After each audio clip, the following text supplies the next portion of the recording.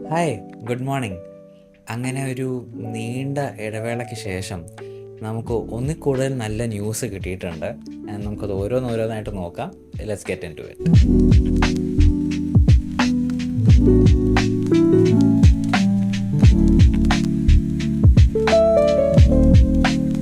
First news of the day is the most important one.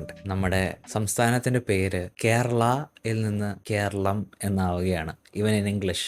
പണ്ടേ കേരളത്തെ കേരളം എന്നാണ് പറയുന്നത്. ബട്ട് നമ്മുടെ കോൺസ്റ്റിറ്റ്യൂഷൻ ഉണ്ടാക്കുന്ന സമയത്തും അതിന് മുമ്പുമൊക്കെ ഗവൺമെൻറ് ഓഫ് കേരള എന്നായിരുന്നു ലീഗലി റെക്കോർഡ്സിലും എല്ലാം നമ്മൾ മെൻഷൻ ചെയ്തിരുന്നത്. ആൻഡ് അതിന് ഒരു ചേഞ്ച് ഇനി വരികയാണ്. ഓൾറെഡി 2024 ലെജിസ്ലേറ്റീവ് അസംബ്ലി പാസ്സാക്കിയ ബില്ലാണ്. ബട്ട് അത് സെൻട്രലിലോട്ട് പോയപ്പോൾ കുറച്ച് അങ്ങോട്ടും ഇങ്ങോട്ടും ബാക്ക് ആൻഡ് ഫോർത്ത് ഉണ്ടായിരുന്നു. ആൻഡ് അതെല്ലാം ഇപ്പോൾ സോൾവ് ആയിട്ട് ഫൈനലി കേരളം എന്നാകുമ്പോഴാണ് ആദ്യം കേൾക്കുമ്പോൾ നമുക്ക് കുറച്ചൊരു ഓക്വേർഡ്നെസ് ഫീൽ ചെയ്യും. ബട്ട് ഐ തിങ്ക് ഇനി മുന്നോട്ട് പോകുമ്പോൾ യൂസ് ടു ആവും. കാരണം ഇതിന് മുമ്പുള്ള സംസ്ഥാനങ്ങൾ പേര് മാറ്റിയ സമയത്ത് നമുക്ക് ആദ്യം ഓക്വേർഡായിട്ട് തോന്നിയെങ്കിലും ബട്ട് ഇപ്പോൾ നമുക്കത് നോർമൽ നെയിംസ് പോലെയാണ്. ഫോർ എക്സാമ്പിൾ ലാസ്റ്റായിട്ട് മാറിയ ഒറീസ ഇപ്പോൾ ഒഡീഷ ആണ്. പിന്നെ അതുപോലെ തന്നെ അതിന് മുമ്പ് ഉത്തരാഖണ്ഡ് ഉണ്ടല്ലോ ഇപ്പോൾ പറയുന്നത്. അതിന് മുമ്പ് ഉത്തരാച്ചൽ എന്നായിരുന്നു പേര്. സോ സ്ലോലി ആൾക്കാർ യൂസ് ടു ആവും. ബട്ട് പ്രശ്നം എന്താണെന്ന് വെച്ചാൽ ഇപ്പോൾ for example I am a Keralite എന്നാണ് പറയുന്നത്. അതിനി I am a Kerala mite എന്ന് പറയുമ്പോൾ എന്തൊരു പാരസൈറ്റ് പോലത്തെ ഫീലിംഗ് ആണ്.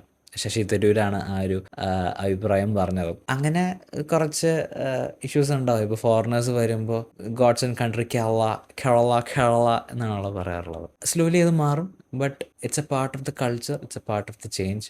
പലയിടത്തും പല പേരുകളും മാറാറുണ്ട്. മദ്രാസ് ചെന്നൈ ആയി, ബോംബെ മുംബൈ ആയി. അപ്പോൾ it's part of the evolution. അപ്പോൾ മേ ബി ലെറ്റ്സ് സി എന്താവുമെന്ന് നമുക്കറിയാം. PSC എക്സാംസ് അപ്പിയർ ചെയ്യുന്നവരുടെ അപ്പർ ഏജ് ലിമിറ്റ് 36 നിന്ന് 40 ആയിട്ട് ഉയർത്തിയിട്ടുണ്ട്. It's is A good thing. കുറച്ചുകൂടെ പ്രായമായാലും അവർക്ക് അറ്റംപ്റ്റ് ചെയ്യാം. പക്ഷേ എത്ര വർഷം അറ്റംപ്റ്റ് ചെയ്താലും റാങ്ക് ലിസ്റ്റിൽ കയറിയാലും at the end of the day job കിട്ടാറില്ല, which is a tragedy.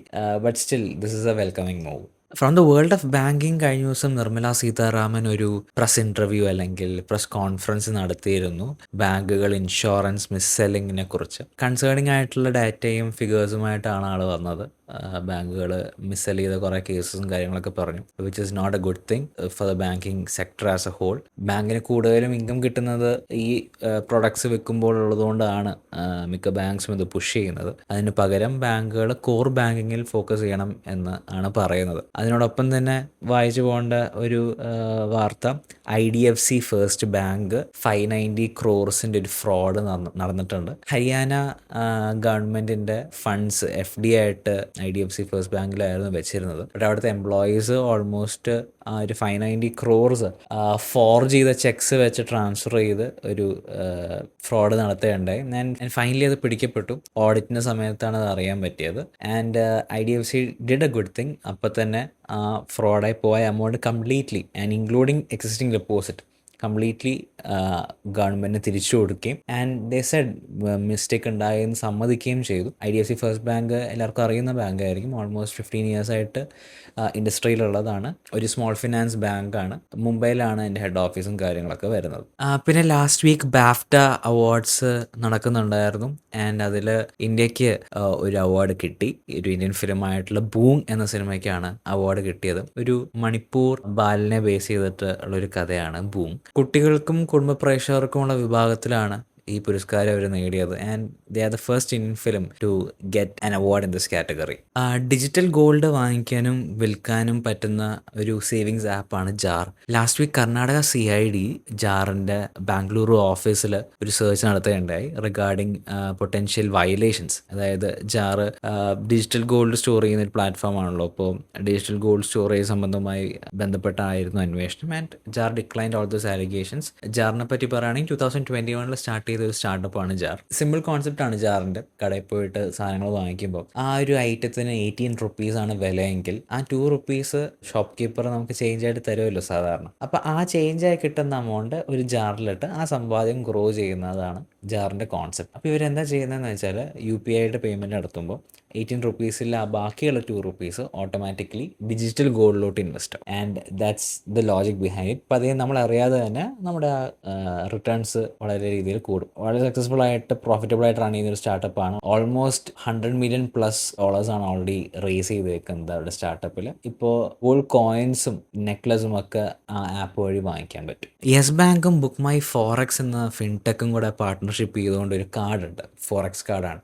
But recently അതിൽ ആ കാർഡ് യൂസ് ചെയ്യുന്നവരുടെ ഡാറ്റ ബ്രീച്ച് ആയെന്നും യൂസേഴ്സിന് കുറേ അൺഓതറൈസ്ഡ് ട്രാൻസാക്ഷൻസിൻ്റെ SMS വരുന്നുണ്ടായിരുന്നു, വിച്ച് ഒക്കേർഡ് ഇൻ ബ്രസീലിൽ എവിടെയോ കാർഡ് യൂസ് ചെയ്തു എന്നൊക്കെ പറഞ്ഞ് അൺഓതറൈസ്ഡ് ട്രാൻസാക്ഷൻസ് അറ്റംപ്റ്റ്സ് ഉണ്ടായി. ഒരു ഡിജിറ്റൽ ഡാറ്റ ബ്രീച്ചിനാണ് സാധ്യത എന്നാണ് എക്സ്പേർട്സ് പറയുന്നത്. Book my forex make my trip എന്ന് പറഞ്ഞ ട്രാവൽ ബുക്കിംഗ് പ്ലാറ്റ്ഫോം ഉണ്ടല്ലോ, അതിൻ്റെ കമ്പനിയാണ്, സബ്സിഡിയറിയാണ്. And they said data breach എല്ലാം സോൾവ് ചെയ്തിട്ടുണ്ട് ആൻഡ് ഇഷ്യൂസ് വന്ന കാർഡുകൾ ബ്ലോക്ക് ചെയ്തു എന്നാണ് അവർ പ്രസ്സിനോട് പറഞ്ഞിട്ടുള്ളത്. എല്ലാവരും യൂസ് ചെയ്യുന്ന ഒരു പ്ലാറ്റ്ഫോം ആയിരിക്കും ആമസോൺ ആപ്പിനകത്ത് തന്നെ ഉള്ളൊരു സബ് പേയ്മെൻറ്റ് സിസ്റ്റമാണ് ആമസോൺ പേ.